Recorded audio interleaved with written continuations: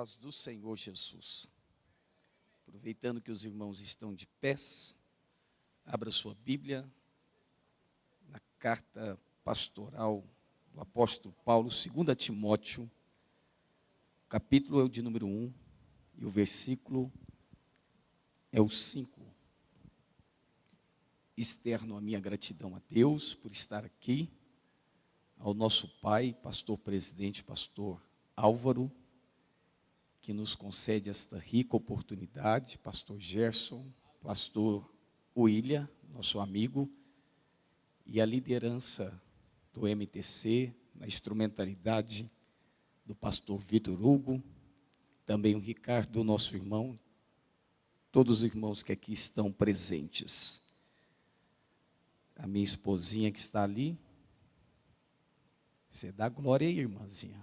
Você fica firme, em nome de Jesus. Meus irmãos, todos acharam? Segunda carta de Paulo ao seu filho na fé, Timóteo. O capítulo é o de número 1 e o versículo 5.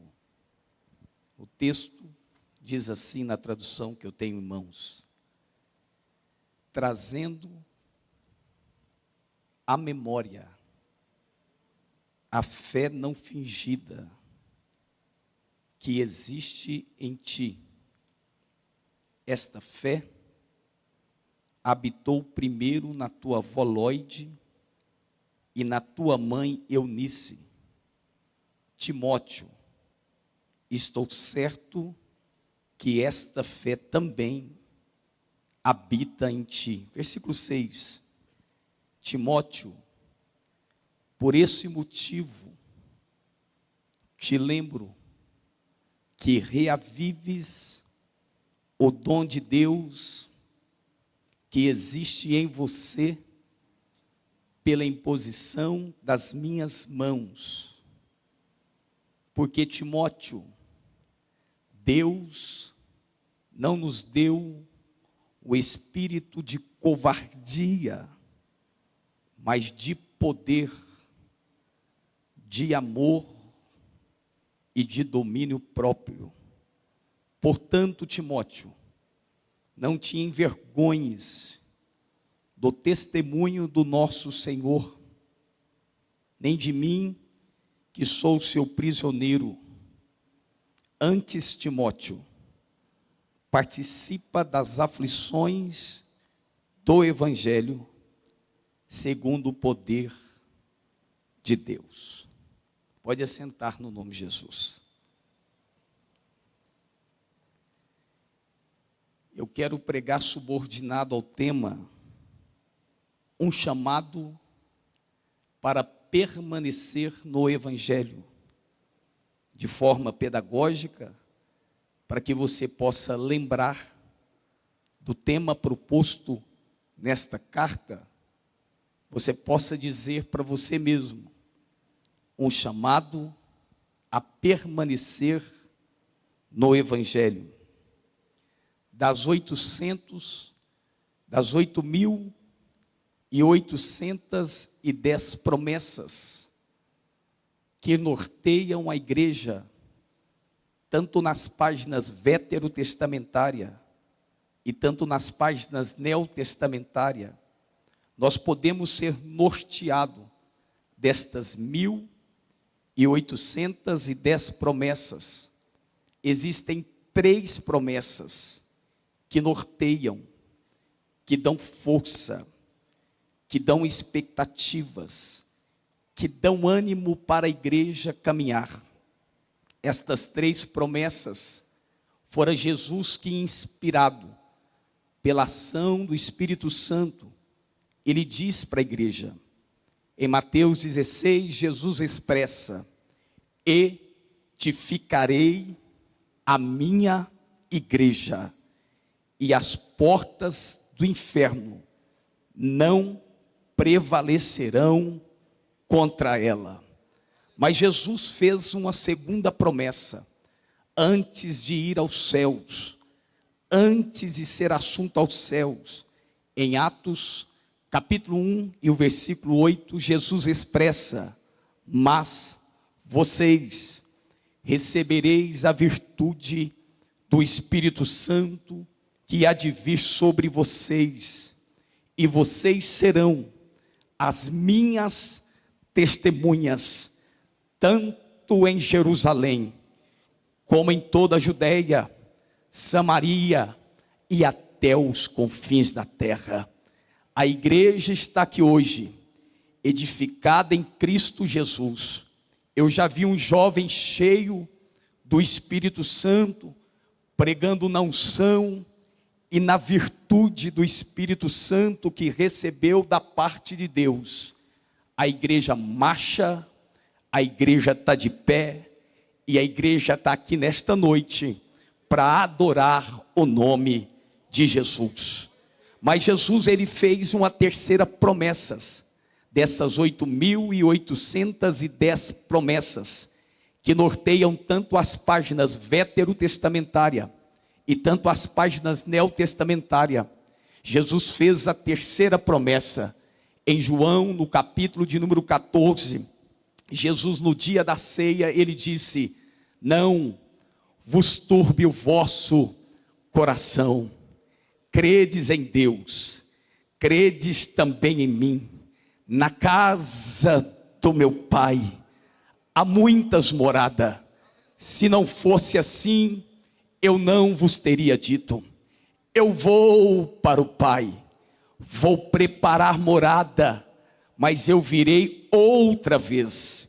Irmão Claito, meu amigo, se você pegar essas três promessas e voltar às páginas daquilo que Paulo escreveu para o seu filho na fé, Timóteo, e se você sistematizar esses 4 capítulos, você vai encontrar estas 3 promessas inseridas nesses 4 capítulos.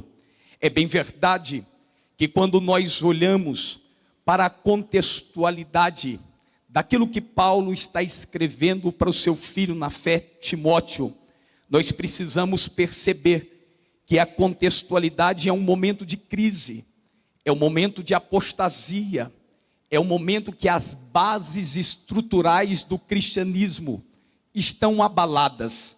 No ano 64, Nero assume o poder, e Nero agora vai, dentro do seu processo filosófico, querer criar uma nova Roma, uma nova expectativa de Roma.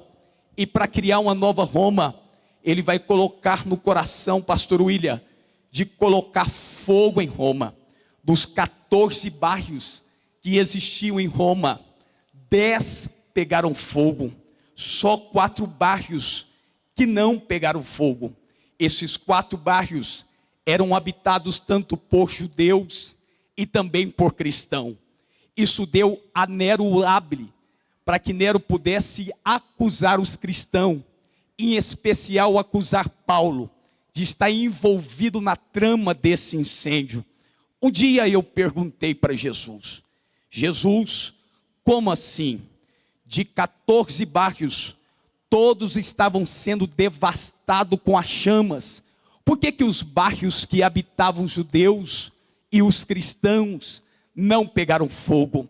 Jesus me fez lembrar da promessa, quando ele disse: eu edificarei a minha igreja, e as portas do inferno não prevalecerão contra a minha igreja.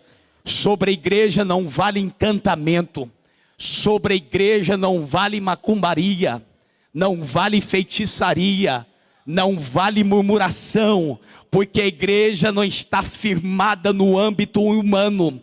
A igreja se reúne aqui nesta noite, firmada em Jesus Cristo de Nazaré, aquele que tem o poder que é sobre todos e sobre todos. E se você veio aqui nesta noite para adorar este Jesus, já levante uma das suas mãos para cima e dê seu melhor glória para Jesus aí nesta noite.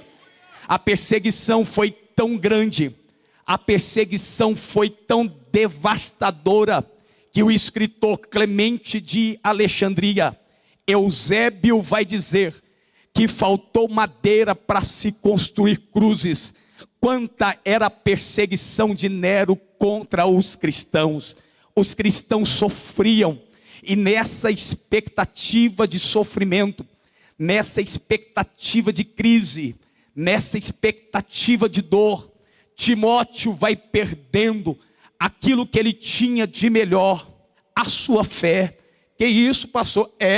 O capítulo 1 e o versículo de número 8 vai narrar que Timóteo agora, um jovem tímido, um jovem com doenças estomacais, um jovem que estava abalado no seu âmbito emocional, afetivo, intelectual, está com medo agora, porque todos aqueles que falam assim, eu sirvo a Jesus, eram mortos, eram crucificados, eram lançados dentro das arenas, para que os leões da Líbia viessem e comessem vivo. Então muitos agora estão negando a Jesus, muitos agora estão se envergonhando do testemunho de Paulo. E quando Paulo escreve esta carta, Paulo está preso, não numa prisão domiciliar como a primeira prisão. Paulo agora está dentro de uma masmorra, a masmorra marmentina, está sozinho, está abandonado, está sem os seus amigos, somente o doutor Lucas está com Paulo. Mas Paulo tem expectativa, não da vida, pois no capítulo 4, o versículo 7, é ele que vai dizer, combati o bom combate, acabei a carreira, mas guardei a fé. Mas Timóteo quer dar esperança, Timóteo quer viver uma vida de expectativa, e Timóteo precisa de alguém para motivá-lo, para encorajá-lo, para dar valor nele. E assim Deus vai levantar o apóstolo Paulo. O apóstolo Paulo tinha tudo para desistir, ele sabe que vai morrer, ele sabe que a coroa da vitória já está reservada, mas Paulo inspira e escreve uma carta que vai encorajar o jovem Timóteo, o Timóteo tímido, o Timóteo que estava passando por crises existenciais, o Timóteo que estava querendo largar sua fé, o Timóteo que estava querendo largar o seu testemunho de Atos, capítulo 16, o versículo de número 1, porque quando Timóteo é chamado, é o texto que mostra que Timóteo é um moço de testemunho, mas está vivendo crise. Timóteo é um moço que dá exemplo, mas está vivendo crise. Timóteo é um homem que anda nas ruas de Listra, e quem olha para Timóteo diz assim, esse aí é um moço diferente. É improvável sim, porque é filho de grego e é filho de judia, há uma mistura, mas quando Paulo olhou para ele, gostou dele, viu o testemunho nele e chamou ele. E Timóteo, irmão, um jovem, está querendo desistir, está querendo abandonar a fé, e Paulo, inspirado pela ação do Espírito Santo, ele vai dar 4 conselhos para Timóteo, que está aqui nestas páginas. O primeiro conselho está no capítulo 1 e o versículo 14, guarda o bom depósito do Evangelho pelo Espírito que habita em ti, Timóteo, aleluia. O capítulo 2, pastor William, é uma afronta para a teologia coach. O capítulo 2 é uma afronta para a teologia da prosperidade.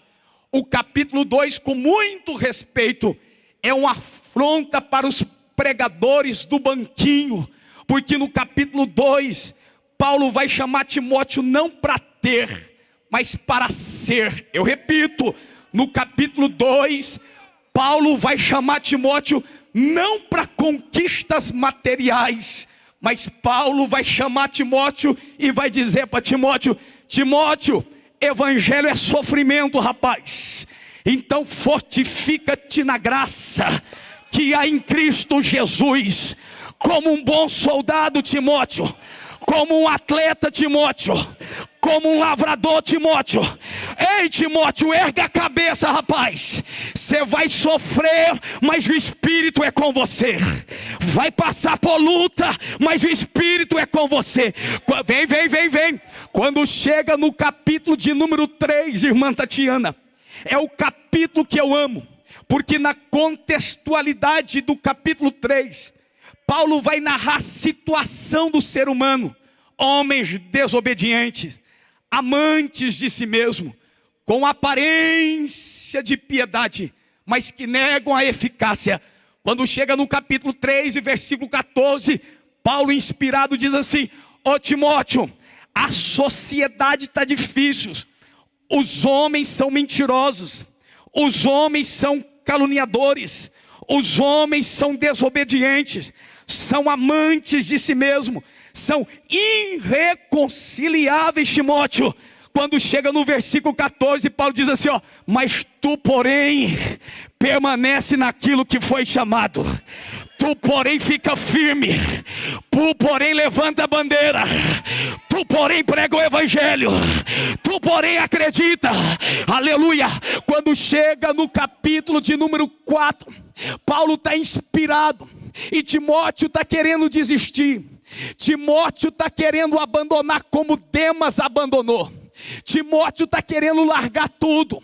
Aí Deus vai inspirar o apóstolo Paulo e vai dizer: ô Timóteo, e eu quero te dizer uma coisa, prega o evangelho, e prega a tempo e fora de tempo, retágua com toda longanimidade e doutrina, porque chegará tempo, Timóteo, que não sofrerão a sãs doutrina, porque vão amontoar no meio de você, Timóteo, doutores conforme as suas próprias concupiscências. Mas você, Timóteo, faz a obra de um evangelista. Você, Timóteo, sofre para o evangelho. Aleluia. Dentro desses 4 capítulos, irmã Tatiana, eu preciso sistematizar, dando apenas 3 conselhos do texto em que nós lemos aqui. E o primeiro conselho, o primeiro encorajamento, meu amigo Jezrael, está no versículo 5, quando Paulo vai dizer para ele assim, trazendo a memória. Aleluia. Sabe o que é que Paulo está fazendo? Ele está em crises sentimentais. Ele está querendo desistir. E se tem psicólogo aqui presente, pode me ensinar isso melhor ainda. Todo indivíduo que está passando por crises existenciais, crises emocionais, um dos processos que ajuda a curar esse sentimentalismo é trazer na memória aquilo que ele é.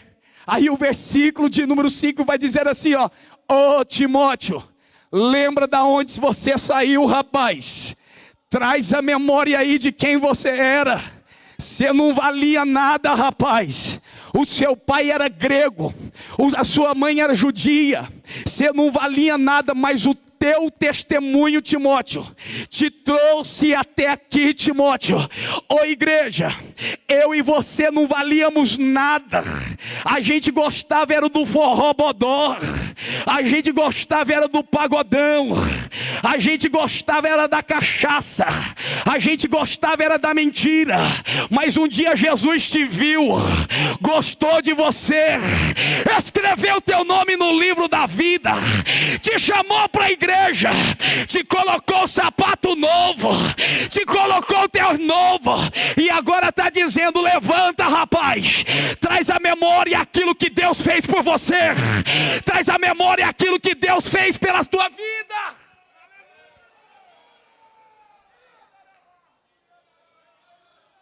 Ô irmão, não era nem para eu estar aqui, mas a graça me trouxe até aqui. Paulo está querendo curar a alma de Timóteo, porque Timóteo está vivendo uma crise existencial a ponto de esquecer quem ele é, a ponto de esquecer o chamado dele. E Paulo está dizendo para ele: rapaz, traga na memória da onde você saiu. Traga na memória aí, rapaz. Você que adentrou aqui e disse: vai ser o último culto que eu vou participar na sede. Se o Espírito de Deus não falar comigo, eu vou desistir. E o Espírito de profecia, ele toma minha boca para dizer: não desista, ainda tem caminho longo para você caminhar. Lembra da onde você saiu. Lembra da onde você saiu. Lembra de quem você era. Veio adorar, levante a mão, levante a mão. Levante a mão. Seja renovado aí agora. Levante a mão, rapaz, porque Deus se renova aí agora.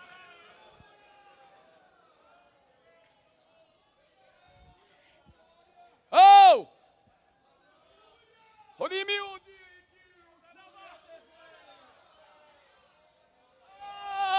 Sabe por que você prega? Graça. Sabe por que você cantou bonito? Graça. Sabe por que a presença de Deus está aqui? Graça. Sabe por que você persevera? Graça. Não desista. Eu prego para jovens aqui que estão passando por luta, que estão passando por dificuldade, que estão passando no vale da sombra da morte, mas Deus está dizendo: não desista. O que Deus tem para você é maior. O que Deus tem para tua casa é maior. Pode levantar a bandeira, porque quem te chamou é maior.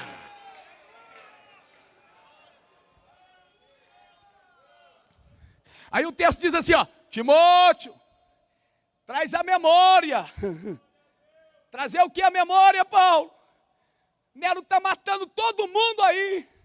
Ô Timóteo, a sua fé não é fé fingida não, rapaz. Está no texto. Trazer para nós.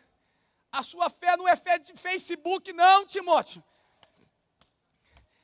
A sua fé não é fé de WhatsApp não, Timóteo.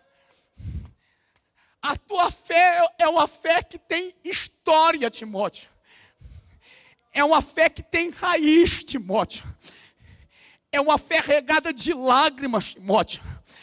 Ô Timóteo, lembra quantas vezes você entrou para o quarto, Timóteo? Lembra quantas vezes você chorou, Timóteo? Lembra quantas vezes você jejuou, Timóteo? Oh Timóteo, a tua fé tem raiz, a tua fé tem estrutura, não é para desistir, Timóteo. Lembra das tuas lágrimas, está no texto. Lembra das tuas lágrimas, Timóteo. Talvez hoje a crise está querendo destruir as suas expectativas, Timóteo, mas o Espírito de profecia me traz aqui hoje para dizer: estou regando a sua alma, estou molhando a sua alma, estou trazendo vida para a sua alma, estou colocando força para a tua alma. Deus está dizendo: estou renovando crentes aqui hoje, estou renovando jovens aqui hoje.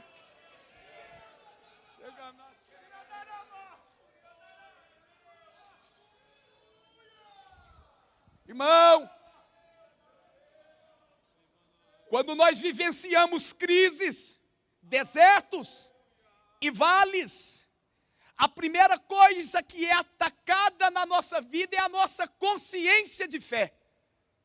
Eu repito, quando as crises norteiam a nossa vida, quando ela bate na porta existencial, a primeira coisa que é afetado é a nossa consciência de fé.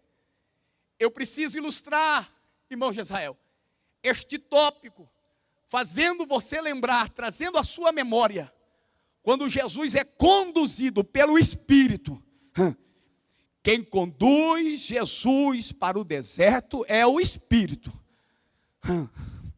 Jesus sai do batismo e diz o texto que o Espírito conduz Jesus ao deserto.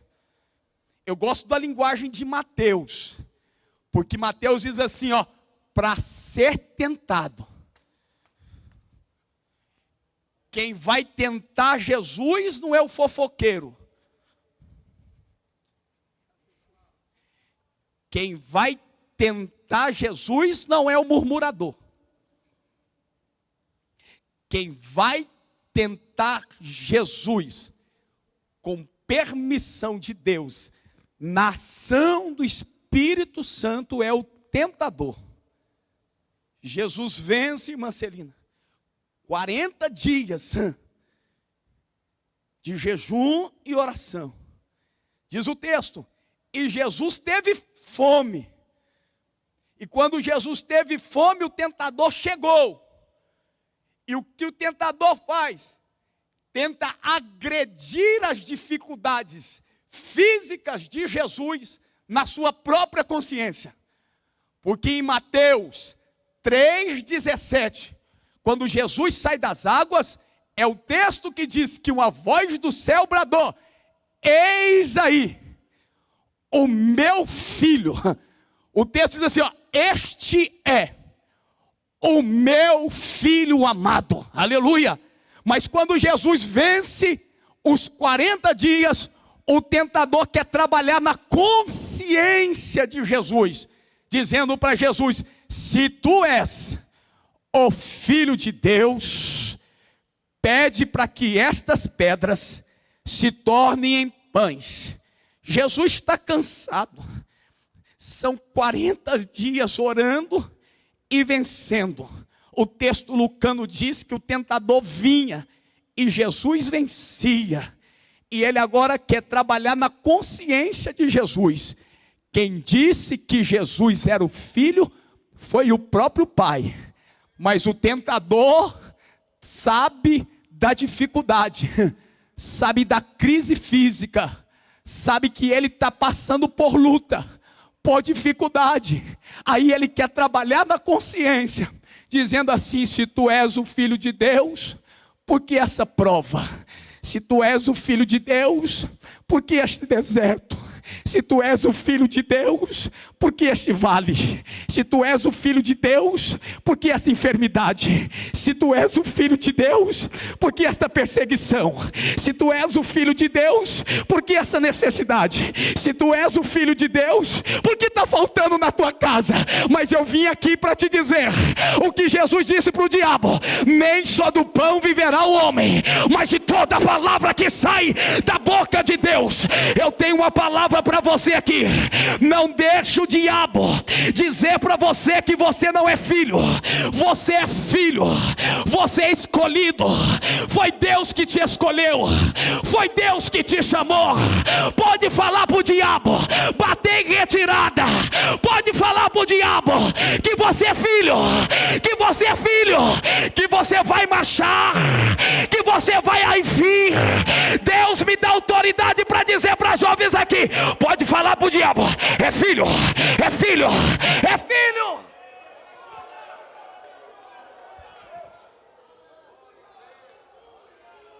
Eu termino. Quando o diabo consegue roubar a nossa consciência de fé, ele já venceu a guerra. Só que Paulo sabe motivar, viu? Paulo sabe encorajar, viu? Versículo 6. Então, quem tiver com a sua Bíblia aberta, ele fala de fé, só que só fé, Clayton, não adianta. Vou provar no texto. Só fé para as lutas da vida não adianta. Porque tem gente que tem fé e está escondido dentro da caverna como Elias. Tem gente que tem fé e está questionando como João Batista. Porque João Batista, quando passou pelo cárcere da vida, João Batista manda perguntar se é ele mesmo. Olha, foi João Batista que disse: eis aí o cordeiro. Só que dentro do cárcere, dentro da crise, a fé de João Batista é abalada. Mas eu gosto do testemunho de Jesus. Porque quando a fé de João Batista é abalada, Jesus dá testemunho de João Batista, nascido de mulher, igual ele não teve. Jesus poderia dizer assim, ó: é fraco, hein? Está desanimado, hein? Você não acredita em nada, hein? Você viveu fazendo tudo, você disse que eu era o cordeiro, agora você está me perguntando se sou eu. Não, Jesus, o que ele faz? Jesus manda os discípulos, manda dar recado para ele, fala para o João que o cego vê, que o paralítico anda, e o evangelho é pregado. E Jesus fala assim, ó: agora de mulher não tem igual. é Ele. Sabe o que Deus está dizendo? Deus vai levantar alguém para dar testemunho da tua vida. Deus levantará alguém para dar testemunho da sua vida. E aí eu chego no versículo 6 e acabo. O primeiro conselho é: guarda a sua consciência de fé em meio às crises. Repita comigo: guarda a sua consciência de fé em meio às crises. Só que só fé não adianta, presbítero Clayton. Aí ele fala assim: e por esse motivo da sua fé, eu quero te lembrar, de novo, na consciência, psicólogo, na consciência, eu quero fazer você lembrar. Lembrar de quê, Paulo? Reavives o dom de Deus que há em ti. A palavra reavives aqui é a nasapurion. Pastor, o que é a nasapurion? A nasapurion é soprar sobre uma lenha que está se apagando. Se em 1 Timóteo capítulo 4 versículo 14, Paulo está dizendo para ele assim, ó: não despreze o dom de Deus que há em ti. Se no capítulo 4 versículo 14 da primeira carta, irmão Clayton, Paulo está dizendo assim, ó: não despreze o dom de Deus que há em ti. Ou seja, Timóteo estava motivado para fazer a obra, só que na segunda carta Paulo vai dizer para ele assim, ó: reavives o dom de Deus que há em ti. Ou seja, sopra de novo nessa lenha aí. Pode soprar de novo nessa lenha aí, Timóteo, porque Nero não vai acabar com o dom que Deus te deu. Nero não vai destruir aquilo que Deus te fez. Esta luta não vai acabar com o dom que Deus te deu. Pode soprar de novo nessa lenha aí que vai voltar a ter fogo. Pode soprar nessa lenha aí que vai voltar a chorar.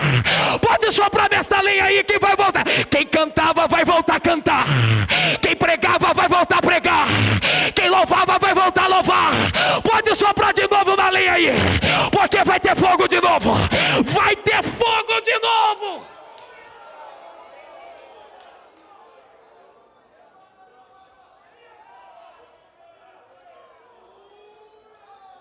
Pastor William, e eu termino. No tempo. O Senhor já colocou fogo no mato? Quem já colocou fogo no mato quando era pequeno? Eu fiz isso demais. Colocava fogo e saía correndo. Escondia atrás dos postes eu e os meus amigos. E o fogo começava a lastrar. E a gente voltava depois. Só tinha cinza. Mas no meio da rua, depois que colocou fogo, encontrava um monte de cobra, encontrava um monte de escorpião, encontrava um monte de inseto morto. Porque quando o Espírito volta a soprar, tudo que é crise aqui dentro vai saindo para fora. Tudo que está dentro da alma vai saindo para fora. Sopra, meu irmão. Sopra de novo, sopra. Sopra na tua vida, sopra. Deus te trouxe aqui hoje para dizer que não desiste da tua vida, que não desiste da tua casa, que não desiste da tua família. Eu sei que está difícil, eu sei que as lutas estão travadas, mas o Espírito de profecia, ele fala na minha boca: pode voltar a soprar, pode voltar a soprar de novo, pode voltar a acreditar, porque aquilo que Deus prometeu está prometido. Aquilo que Deus disse que vai fazer, Ele vai fazer. Aquilo que Deus prometeu na tua casa, Ele vai cumprir na tua casa. Hoje Ele visita a tua família, Ele visita teu pai, visita a tua mãe, Ele visita a tua história e começa a te renovar agora. Ele começa a te renovar agora. Só quem acredita nisso fica de pé adorando, fica de pé adorando. Aleluia, oh glória, glória.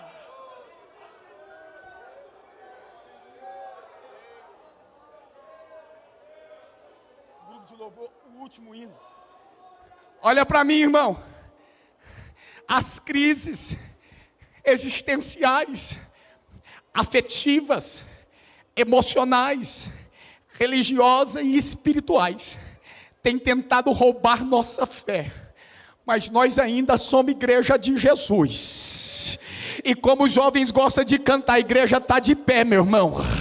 Nós estamos na luta, nós estamos na prova, passando por todas as privações, mas Paulo diz: mas não desanimado.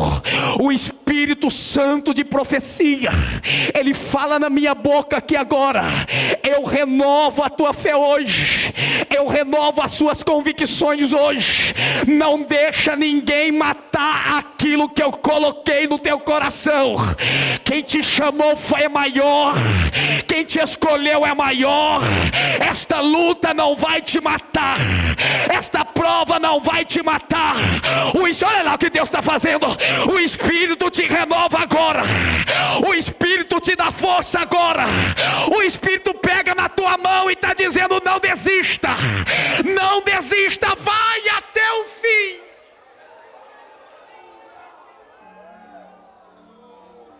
Eu quero te convidar você, meu amigo,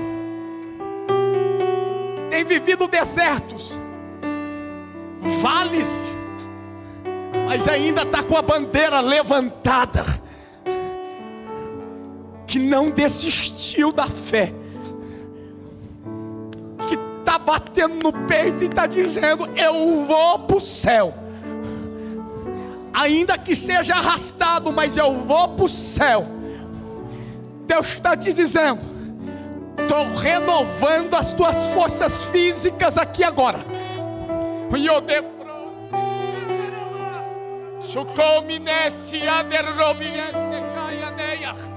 Estou te dando novas expectativas, estou ampliando. Deus vai restaurar. Deus, como diz o jovem aqui, Deus vai restaurar. Cadê você? O meu tempo já foi. Se você entende que esta palavra falou com você, sai do teu lugar agora. O pastor William disse para eu orar por você. Sai do teu lugar, porque o Espírito hoje te renova aqui hoje. Esta semana será uma semana que você vai levantar a bandeira. Será uma semana que o Espírito Santo vai soprar dentro de você. Você vai caminhar, você não vai olhar para trás. Isso, sai do seu lugar, sai do seu lugar, porque o Espírito te renova aqui hoje. Deus tem projetos na tua vida.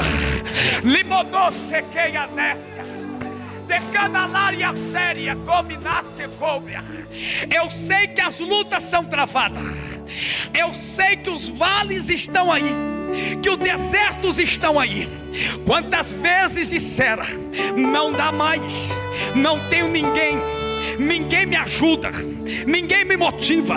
O Espírito de consolo, jovem, ele te abraça agora.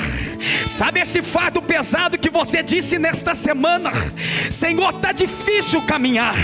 Ele está te dizendo: eu estou te renovando aí, rapaz. Lima na calabra suri comineseia, que cominece a candelabria súbia. Sou eu teu Deus, sou eu que te chamei para esta obra, e tu sabes que eu sou teu Deus. Tu sabes quando eu falo, tu sabes quando eu falo contigo.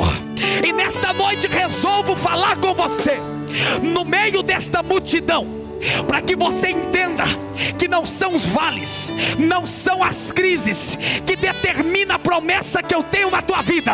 Eu tiro esse fardo pesado aí e te renovo agora. Ledocoia, Labracan, levante a mão, igreja. Olha o que Deus está fazendo aqui. Renova ele, Jesus. Levou Labacandalária. Glória, glória, glória, glória, glória, glória. Olha aí, glória. Receba renovo, receba renovo, receba renovo, receba renovo, receba renovo, receba renovo, receba renovo. Vai, vai, vai, vai.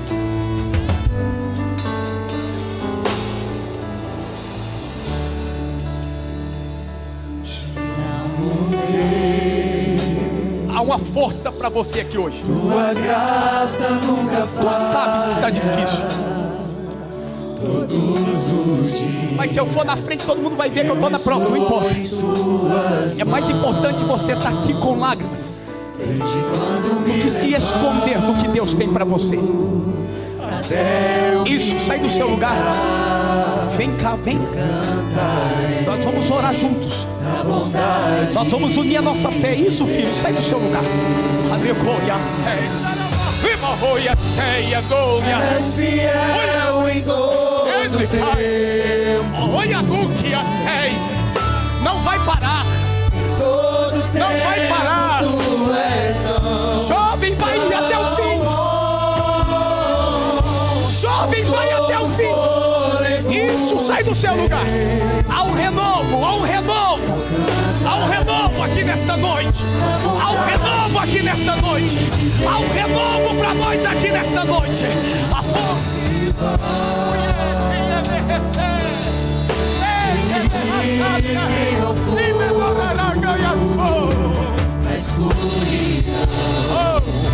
Você não vai parar. Você vai caminhar. Esta crise não determina quem você é. Esta dor não determina o teu chamado. Não, dá um abraço nela, dá um abraço nela.